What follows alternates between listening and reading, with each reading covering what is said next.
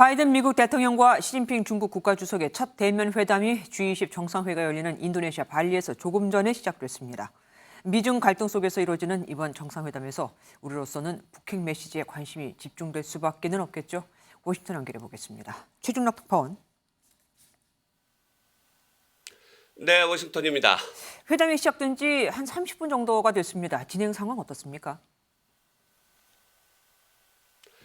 네, 바이든 미국 대통령과 시진핑 중국 국가주석이 처음으로 손을 맞잡았습니다. 미중 양 정상은 코로나19 등의 이유로 지난 7월까지 5차례 화상과 전화통화 회담만 이뤄졌었습니다. 바이든 대통령은 모두 발언에서 미국과 중국이 글로벌 이슈에 대해 협력 방안을 강구할 책임이 있다고 강조했습니다. Two nations, we share responsibility, in my view, to show that China and the United States can manage our differences, prevent competition from becoming anything ever near conflict. 회담은 2시간 이상 진행될 것으로 예상이 되는데 별도 공동성명 발표는 없을 것으로 알려졌습니다. 그만큼 양측의 입장이 첨예해 회담 성과보다는 대화와 우발 충돌 방지에 방점이 맞춰질 전망입니다. 미중 정상회담에서는 어떤 부분들이 논의될까요?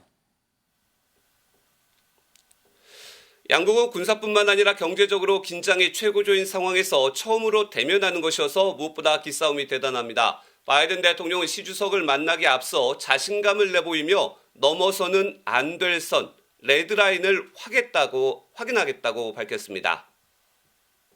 I know him well. He knows me. We have very little misunderstanding. We just got to figure out where the red lines are, what are the most important things to each of us going into the next 2 years. 바이든 대통령이 정한 레드라인은 북핵 문제를 포함해 경제 분야와 대만 문제에 집중될 전망입니다. 북한이 핵실험을 하면 동북아 미군 증강을 경고한 점, 첨단 기술에 대한 대중국 수출 통제 강화, 대만이 공격을 받으면 미국의 군사적 지원 가능성, 이에 대한 시 주석의 반응과 의사를 확인할 것으로 보입니다. 여기에 우크라이나 전쟁, 기후변화와 보건협력 등 포괄적인 논의를 할 것으로 관측됩니다.